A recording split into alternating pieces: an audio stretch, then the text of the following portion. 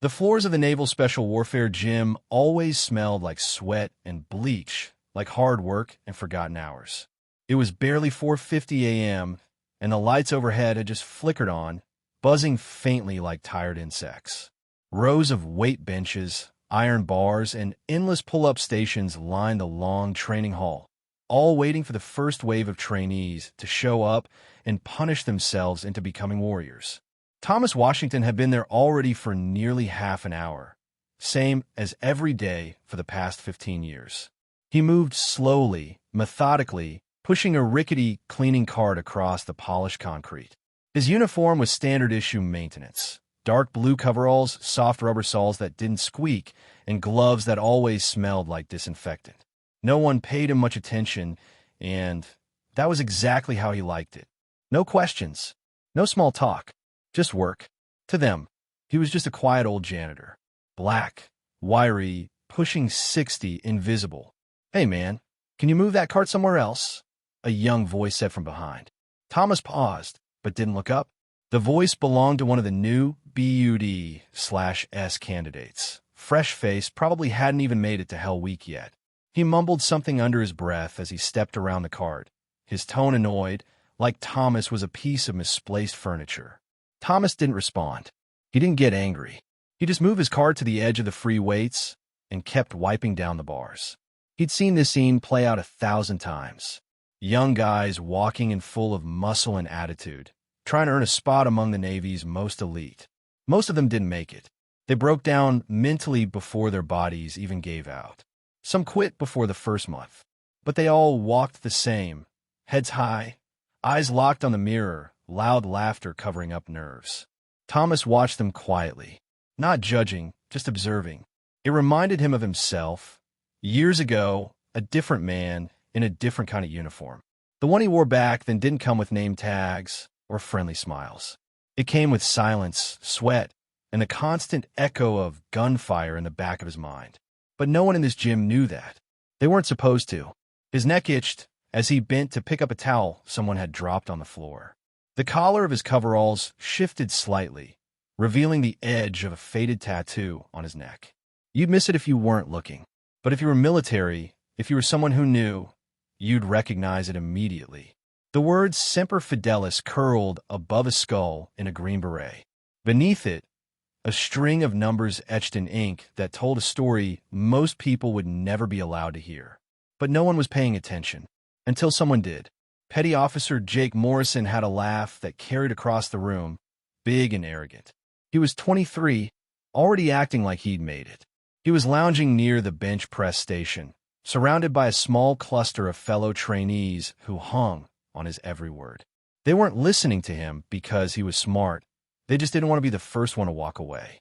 "I told her I was a Navy SEAL," Morrison was saying, loading another plate onto the bar. "Well, technically in training. But who's counting, right?" The guys laughed. The kind of laugh you give when you're supposed to. She was all impressed, like, "Oh my God, have you killed anyone?" "I told her it's classified." More laughter. Thomas kept mopping. And she says, "What's the hardest part of being a warrior?" So I told her, not getting stepped on by janitors at the gym. His hand flicked toward Thomas casually, like swatting a fly. One of the other trainees, taller, quieter, looked uncomfortable. "Hey man," he said under his breath. "Maybe ease up." "Why? He's just a janitor." Morrison's voice got louder. "I mean, seriously. Probably never served a day in his life. Probably doesn't even speak English." Thomas paused mid-wipe. His hand gripped the mop handle just a bit tighter, but he didn't say a word. He'd heard worse. Much worse. "Hey," Morrison called out again, walking closer now. "Janitor, you missed a spot." He pointed to a section of the floor that was already clean. Thomas turned slowly, looked down at the spot, then met Morrison's eyes with calm, unshaken stillness. "I'll get to it," he said, his voice low and gravelly, like it had been sanded down by time and dust. "You'll get to it now," Morrison said, stepping closer, puffing up. "That's what we pay you for, right? To clean up after real warriors?" The gym had quieted. Trainees were watching now. Some smirked. Others looked away. No one said a thing. "There's no spot," Thomas said, not moving. Morrison stepped in closer, chest out. "Are you arguing with me, old man?" And that's when everything changed. The gym doors opened with a thud, and in walked Master Chief Alan Rodriguez, sleeves rolled up, jaw set. His presence alone made everyone straighten. 30 years in the Navy, decorated, feared, and respected. A man who could shut down a room with a stare. "What's going on here?" he said, eyes scanning the group. Morrison snapped to attention, suddenly unsure. "Nothing, Master Chief. Just talking to the cleaning guy." Rodriguez's eyes locked on Thomas. For a second, he said nothing. Then his expression shifted, barely, but unmistakably. His gaze dropped to the tattoo peeking from Thomas's collar. The Master Chief froze. "Tank," he said softly, almost himself. "Thomas Washington, Force Recon, 2nd Battalion." It was like someone had cut the air. The silence in the gym was complete. Then came the voice again, this time steadier. "Holy hell." Rodriguez stepped forward slowly, like he was approaching a ghost. "Your Tank Washington?" Morrison blinked. "Wait." Rodriguez didn't answer him. He was still staring at Thomas like seeing a legend he'd only heard about. Thomas stood straighter now. The slouch was gone. "That was a long time ago, Master Chief," he said quietly. "Different life." Rodriguez shook his head. "No, sir. You don't stop being who you are just because your job changes." He turned around, facing the trainees. "You all think you're tough because you've made it through a few weeks of pain? Let me tell you something. This man, this janitor, is the reason most of you are even alive to stand here today." The room was still. No one moved. Rodriguez's voice rose just enough to break the weight of silence. "Gentlemen, you're standing in front of one of the most decorated silent warriors the Corps ever produced." Nobody breathed. The weight of Rodriguez's words settled over the gym like fog, slow, thick, and impossible to ignore. Even the clank of weights had stopped. The young men, just moments ago full of cocky energy, now stood still, watching the older janitor they had overlooked for years transform before their eyes into someone they no longer understood. Rodriguez took a step closer, his voice low but firm. "You boys have no idea what you just walked into. Gunnery Sergeant Thomas Tank Washington isn't just another name. He's a myth in our world, except he's real." Morrison stood stiff, blinking like someone had dumped ice water on him. I didn't know. I swear, I didn't mean any." "Shut up," Rodriguez said sharply, but not in anger. He wasn't yelling. It was worse. He was disappointed. He turned back to Thomas, scanning the man's face, still trying to process the moment. "I remember a briefing in Kandahar, years ago. Someone mentioned a recon team that got trapped behind enemy lines in Nicaragua, took out a whole camp, and carried 2 wounded guys across 10 miles of jungle. I thought it was just a story." He pointed. "You were that story." Thomas didn't confirm or deny it. He just stared down at the mop in his hand, then slowly set it against the wall. "This gym, these boys, I didn't know," he said simply. Rodriguez's voice hardened. "They should have." For a beat, no one moved. Then one of the instructors, a younger SEAL who had barely spoken since Rodriguez arrived, stepped forward.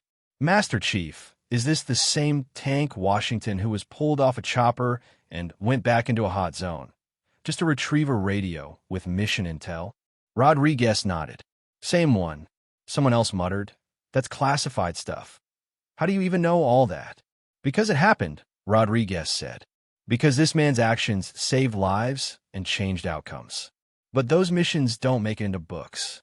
They're sealed, buried." Thomas finally looked around the room. Really looked. Their eyes weren't mocking anymore. They were searching, unsure. And he felt something in his chest shift. He hadn't been seen in a long time. "Listen," he said after a long pause. "I didn't come here to make people uncomfortable. I needed work. Something simple. Something steady. That's all." Rodriguez wasn't ready to let it go. They need to hear this. These young men need to know what real service looks like. Not Instagram posts. Not bar stories. He turned to the crowd. "You think war is just about weapons and training? You think making it through Hell Week makes you special? Tank here survived jungles and deserts. 6 tours.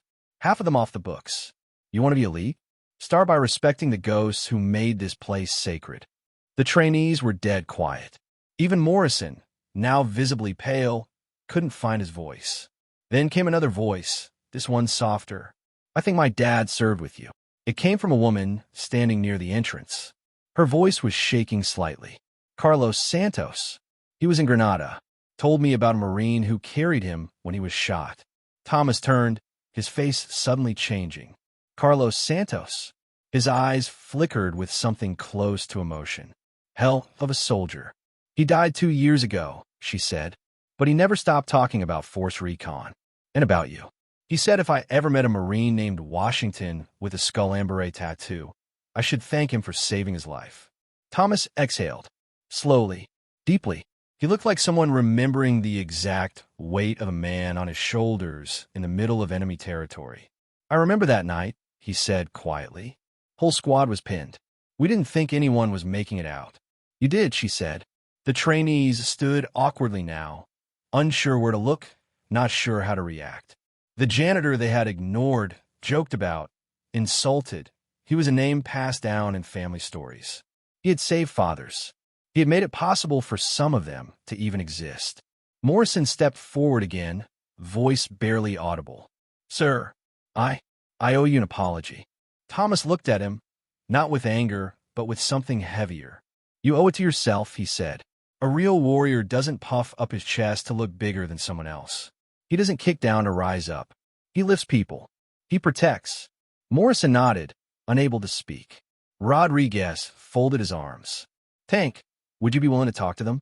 Teach them something they won't find in a manual?" Thomas hesitated. 15 years of blending in, of being invisible, of staying quiet so he could survive without drawing attention. And now he was being asked to step back into a role he thought he had buried forever. He looked around. These weren't just kids anymore. They were the future version of the men he once stood beside. And they had no clue what they were walking into. "I suppose," he said, "I could spare a few minutes." The mood in the gym shifted. You could feel it. The respect wasn't loud or obvious. It was quiet, deep, earned. Over the next few days, everything changed. Thomas didn't stop mopping floors, but now people made room for him. Trainees started arriving early, not to lift, but to listen. He didn't brag. He didn't dramatize. He just spoke plainly. About pressure, about pain, about choices made in silence, and consequences that never left you. Even the instructors stood by to listen. But then came Thursday, and with it trouble. Thomas showed up early as usual, but this time someone was waiting for him. His supervisor, Harold Brennan, stood near the lockers with a tight face and a manila folder in his hand. "Tom," he said, voice stiff, "we need to talk." Thomas followed Brennan into the small office, tucked behind the equipment room. It was barely big enough for a desk and 2 chairs, but it was private, just enough space to deliver bad news without an audience. Brennan sat down heavily and placed the manila folder on the desk like it weighed more than paper should. "I didn't want to do this," Brennan started, not looking up. "But I don't have a choice." Thomas didn't speak. He just waited. "There's been a formal complaint," Brennan continued, opening the folder. "Someone's accusing you of misrepresenting yourself, telling fabricated war stories to trainees, disrupting the training schedule." Thomas didn't flinch, but he could feel the burn rising in his chest. "I never claimed anything," he said. "Rodriguez recognized me, asked me to share what I knew. That's all. I believe you," Brennan said quickly, then lowered his voice. "But it's not about what I believe. This complaint came from high up, Lieutenant Commander Patricia Hayes." Thomas blinked. He knew the name. Hayes had barely spoken to him in 15 years, but she walked the base like it belonged to her. Sharp suits, tighter rules, always hovering near the command staff. "She thinks you might be faking your military history," Brennan said. "She wants your records reviewed. All of them. Discharge papers, security clearances, even your veterans' benefits." Thomas leaned back slowly. "That's going to be a problem." "Why?" "Because most of it classified," he said. "Always has been." Brennan nodded grimly. "That's exactly why she's pushing this. She's saying the redactions are suspicious. Like maybe you're hiding something." Thomas exhaled. It wasn't anger. It wasn't fear. It was something colder. Familiar. He'd faced worse. But this was different. "Effective immediately," Brennan said. "You're suspended until the investigation is complete." No access to the gym. No communication with trainees. I'm sorry, Tom. I had to sign off on it. Thomas stood slowly, the weight of the moment settling into his shoulders. You didn't have to apologize, he said. You're just following orders. He walked out of the office without another word, passing through the gym like a ghost. No one looked up. The mood had already shifted. Rumors had legs. Whispers spread faster than truth. By Friday, the entire training center was buzzing with quiet questions. Some said the janitor had lied about his service. Others believed he had tricked Rodriguez, played on the old man's memory. A few were silent, but the silence wasn't support. It was uncertainty. The trainees who had listened to him now avoided eye contact. The instructors who'd once asked him questions stood a little farther away. Even the other janitors looked at him differently, like he might not be who he said he was. Morrison was the most conflicted of all.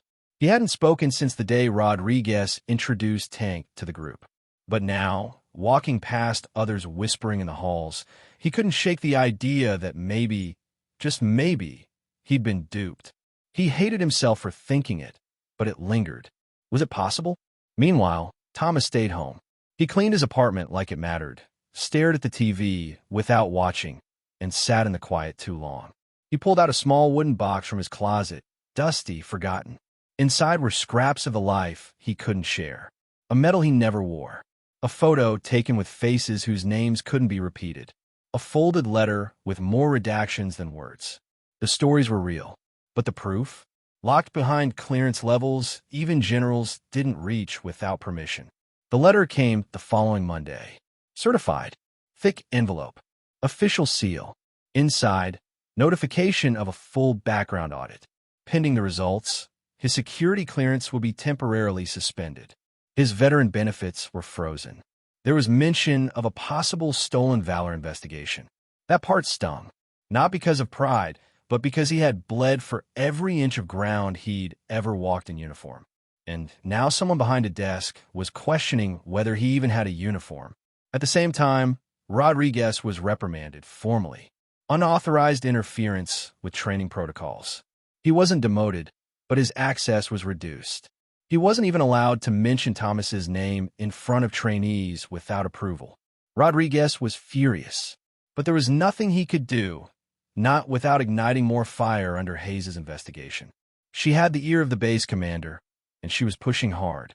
She's hiding something, Rodriguez told Santos one afternoon. She's not just cleaning house. She's burying something. Santos agreed. She'd been quiet at first, hoping the situation would blow over. But as soon as she heard whispers about Thomas possibly facing criminal charges, she snapped. She wasn't about to let her father's memory, or his trust in Thomas, get dragged through mud. She started making calls. Old contacts, retired Marines, people her father had served with, people who might remember Tank Washington, not the janitor, but the man who carried Carlos Santos through enemy fire in Grenada. One by one, she got names, then stories. Then finally, someone who could do more than talk. Colonel James Mitchell. He was retired now, living somewhere in Arizona. Grayer, slower, but still sharp. The moment Santos mentioned the name Washington, the man's tone changed. Tank Washington, Mitchell repeated. That man saved my damn life. Nicaragua, mid-80s.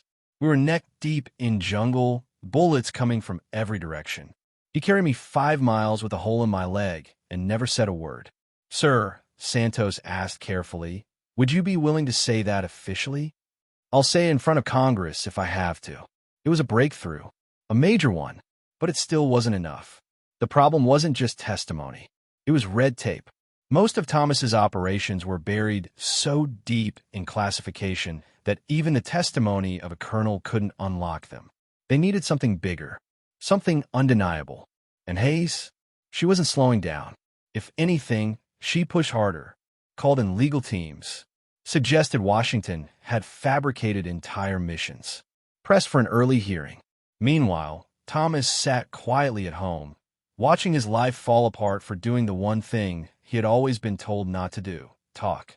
It was 0600 on a Tuesday morning when Thomas's phone rang. He almost didn't answer.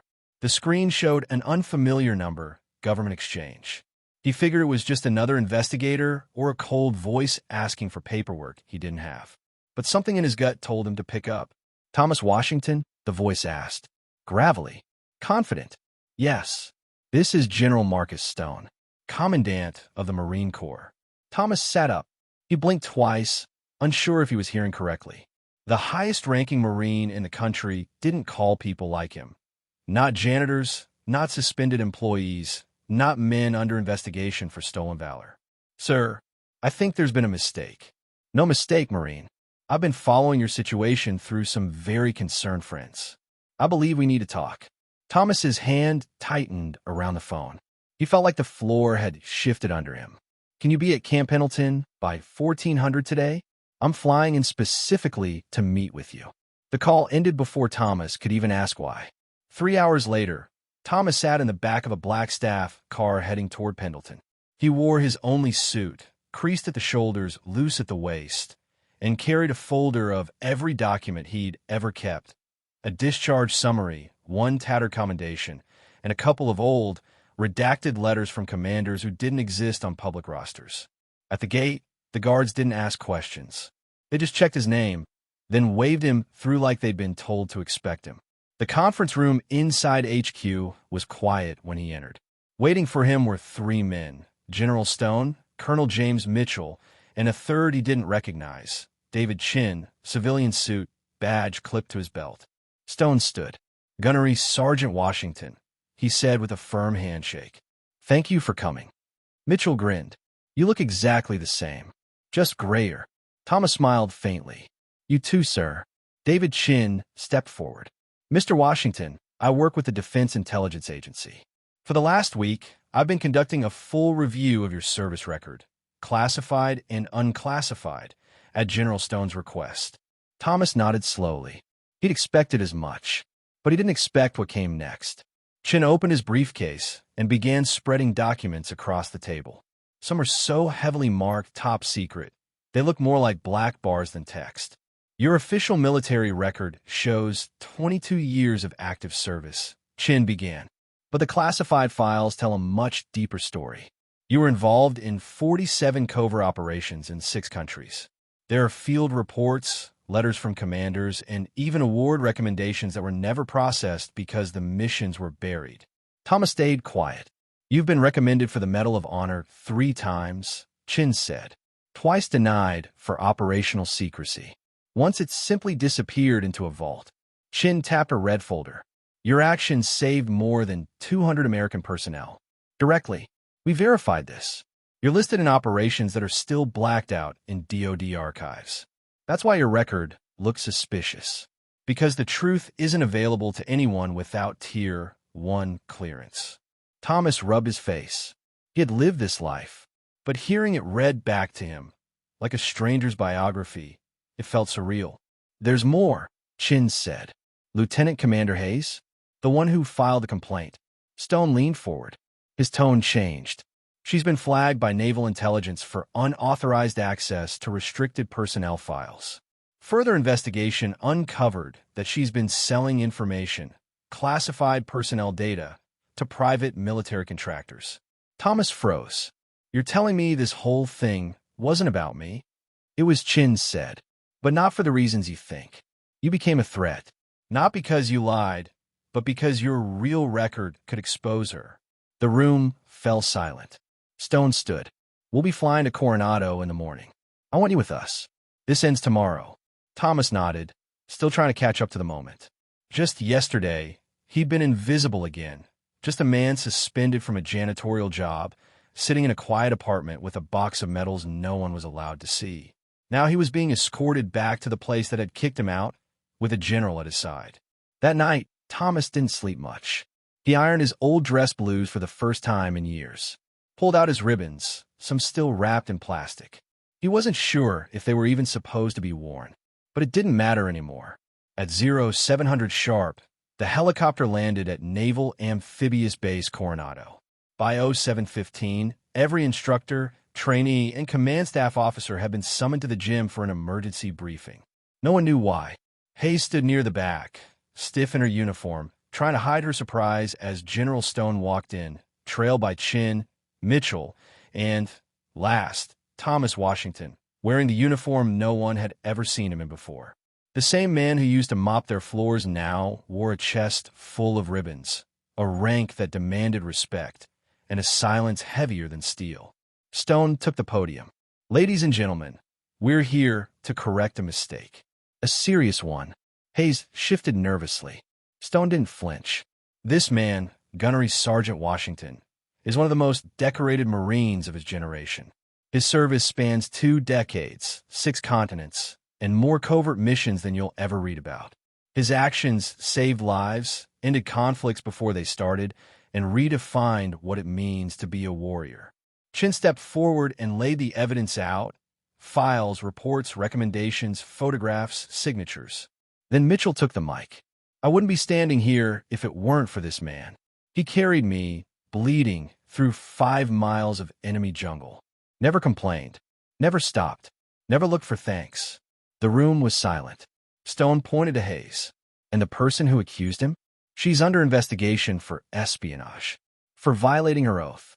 Her actions not only threatened national security, but nearly destroyed the reputation of a Marine who deserves better." Rodriguez stood, saluted sharply. "Gunnery Sergeant Washington, it's an honor to serve in the same corps as you, sir." One by one, every SEAL, instructor, and recruit in the room came to attention, and saluted, not out of habit, out of truth. Thomas stood still for a moment, absorbing the scene. For years, he'd moved through this gym like a shadow, unnoticed, unremarkable. But now, the very same floor he used to mop echoed with the sound of boots standing at attention. Faces turned toward him not with pity, but with respect. The salute wasn't just military courtesy. It was a collective apology, unspoken but understood. Even Morrison, the cocky trainee who had mocked him so carelessly, now stood rigid among the others. His jaw clenched, eyes locked forward, but shame was written all over his face. When the ceremony broke and Stone dismissed the assembly, Morrison didn't rush out like the others. He waited. Then, with slow, heavy steps, he approached Thomas. "Gunny," he said quietly, "I owe you more than an apology." Thomas turned, arms at his side, eyes steady. "I spoke without knowing. Acted like I understood everything. I didn't. I disrespected a man who's everything I want to be, and more." Thomas didn't say anything right away. He let the moment settle. "You didn't know," he finally said. "But that's not the point." Morrison looked confused. "You didn't want to know," Thomas added. "You saw a mop and thought you saw the whole man. That's the real mistake." Morrison nodded, barely able to look up. "I'll carry that, sir. I swear I'll never forget it." "You don't have to swear," Thomas said. "You just have to live like it matters." The days that followed changed everything. Rodriguez had Thomas reinstated immediately, not as a janitor, but as an official consultant and instructor. He split his time between basic operations support and teaching special sessions on mental toughness, survival under pressure, and leadership in isolation. Trainees who once ignored him now signed up weeks in advance to hear him speak. Word spread beyond the base. Other special ops units asked for him by name. Commanders requested private briefings. Even the Defense Intelligence Agency quietly offered him a consulting contract, contingent on what could legally be shared. He turned them all down. "I'm not interested in politics," he told Rodriguez. "I just want to help the next generation not screw up what we built." Rodriguez smiled. "That's why they'll listen to you." Meanwhile, Lieutenant Commander Hayes was removed from her post, court-martialed, and eventually sentenced to 5 years in a military correctional facility. Her removal uncovered a larger web of officers leaking restricted data to private firms, contracts, personnel profiles, deployment patterns. Her attempt to silence Thomas had backfired spectacularly, triggering investigations that reached into high levels of command. Thomas never spoke her name again. He didn't have to. What mattered now was what he could build in the space left behind. 6 months later, Morrison graduated with honors. He requested a unit known for its toughest deployments, and just before his first overseas rotation, he returned to Coronado for one last meeting. "Gunny," he said, holding out his hand, "everything I do out there, it's because of you." Thomas took his hand, pulled him into a brief embrace, and whispered, "Just remember, real warriors lift others up. Every mission, every time." Morrison nodded, eyes shining, then turned and walked out.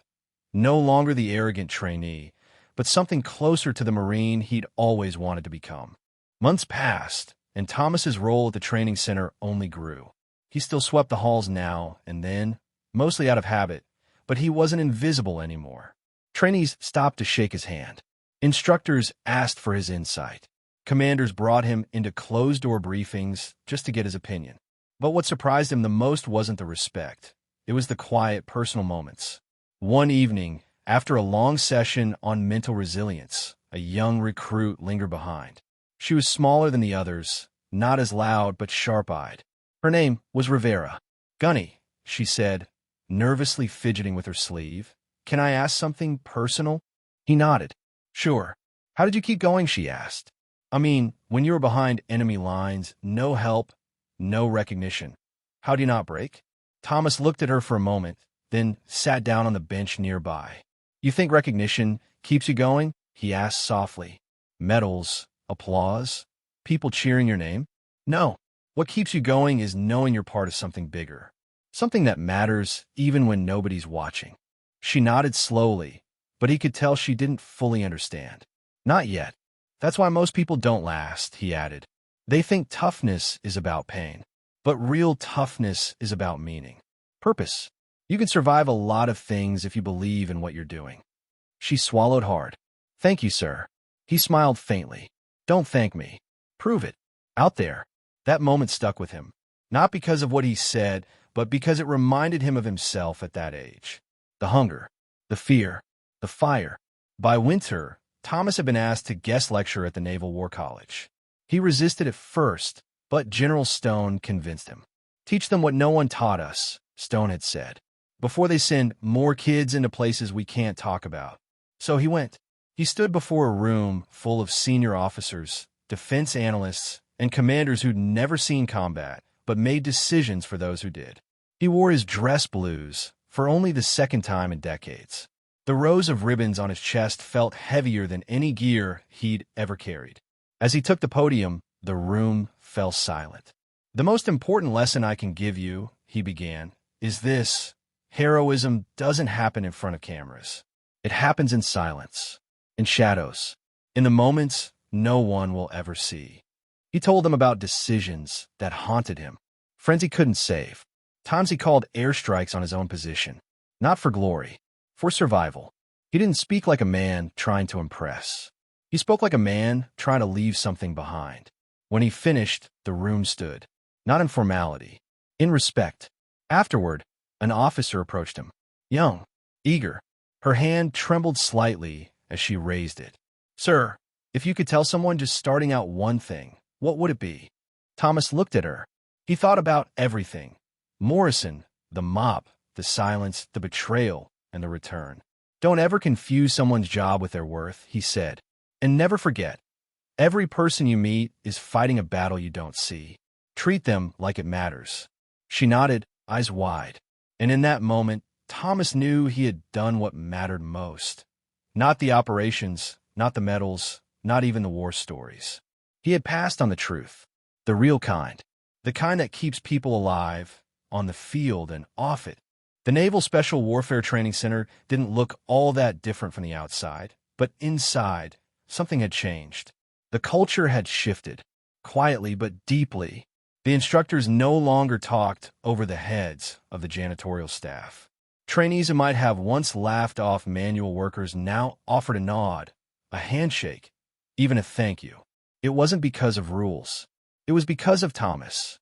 He became known not just as a war hero, but as something rarer, a man who never asked for respect, but earned it through how he treated others. The gym where Morrison had once pointed and laughed now had a small plaque near the entry. "Real warriors lift others up." It wasn't official Navy signage. No budget, no orders, just a piece of wood that a few trainees had carved and hung themselves. It stayed there. Every new BUD/S class that arrived heard the story, not as a warning, but as a lesson. The lesson that real strength has nothing to prove, and that sometimes the quietest man in the room had seen more war than any of them ever would. One spring afternoon, Thomas was sitting on a bench near the edge of the base when Rodriguez joined him. The sun was dropping low, casting long shadows over the asphalt. Neither of them spoke for a while. "Still not used to all this," Thomas finally said. "Being seen." Rodriguez grinned. "That's because for too long, the wrong people were looking." Thomas nodded. "I didn't want it to be about me." "It's not. It's about what you showed them." Rodriguez leaned forward, elbows on knees. "You changed this place, Gunny. You reminded us what leadership really is. You didn't demand respect. You gave it first." Thomas looked out across the field. "I just wanted to serve. And you still are." He didn't answer, but Rodriguez could see it in his posture. Not pride, not satisfaction, just peace. Morrison, now serving overseas, wrote regularly. His emails were always short. Updates from forward operating bases, photos of dusty boots, tired smiles, silent nights. But each one ended with the same line. "Still lifting, Gunny." Every mission, every man. Rivera, the quiet trainee, had made it through training. She now served with distinction, credited often for her calm under pressure. When asked in a post-op debrief where she learned to breathe through the panic, she said simply, from a janitor who wasn't just a janitor. And Thomas? He stayed, not because he had to, but because he wanted to. Every day, he arrived early, sometimes with his old cart, sometimes not. He'd mop a few spots, check the weights, straighten the mats. Not because he was assigned to it, but because he believed in keeping the ground clean where warriors walked. It wasn't ceremony. It was respect. And that's what everyone eventually understood. The man they once ignored had left behind something greater than war stories. He left behind a standard, not of toughness or glory or even bravery, but of quiet character, of doing your job, even when no one notices, of lifting others up, even when no one says thank you, of carrying the load, especially when no one else will. Years later, long after Thomas had finally retired from the base for good, a new class of trainees stepped into the same gym where it had all begun. The walls had been repainted. The equipment was newer, but the spirit of the place had only deepened. Near the entrance, just beside the doorframe, a glass case now held more than just the plaque that once hung alone. Inside were a few quiet mementos, a faded mop handle, the corner of an old janitor's patch, and a small, printed photo of a man in worn coveralls, sleeves rolled up, adjusting a weight bench with quiet care. Above it all, etched into the glass in plain block letters read, "Strength isn't loud." No ceremony had accompanied its unveiling. No press, no speeches, but every trainee who passed it paused. Even the most hardened among them found themselves staring just a little longer than expected. And every instructor made sure they understood what it meant. Not because of regulation, because it mattered. Back in a small, peaceful town in Oregon, Thomas now lived a quieter life. No brass, no orders, no shadows. Just a small garden, morning coffee, and letters from men and women who once thought they had nothing to learn from a janitor. Sometimes they sent medals. Other times, folded flags. But most often, they sent simple messages. "You were right. I remembered what you said. It got me through." And Thomas would smile, tuck the note into a wooden box on his shelf, and move on with his day. No fanfare, no pride, just the quiet satisfaction of a job well done. One afternoon, a neighbor's son came by for help fixing his bike. The boy was small, maybe 8. While Thomas worked, the kid watched him closely. "You used to be in the Marines, right?" the boy asked. Thomas glanced up with a half-smile. "That's what they say." "Were you famous?" "No," he chuckled. "I was never famous. Just useful." The boy thought about that for a second, then asked, "Were you a hero?" Thomas looked at him, paused, then answered softly, only when no one was watching. That night, as the sun dipped behind the hills and wind moved gently through the trees, Thomas sat on his porch, eyes closed, feeling the warmth on his face. Not from the sun, but from the knowledge that in a world obsessed with image, he had lived a life of substance. He had taught them all, officers, trainees, instructors, even strangers, That real strength wasn't in how hard you hit, but in how deeply you stood for others. He had proven that the uniform didn't make the warrior. The heart did. And the quiet ones, the janitors, the cooks, the medics, the watchstanders, sometimes carried more courage than anyone ever realized. Because they didn't do it for glory. They did it because someone had to. In the end, that was the legacy he left behind. Not as a legend, not even as a hero, but as a reminder that when the noise fades and the crowds go home, character is what remains. And the ones who truly shape the world are often the ones no one saw coming.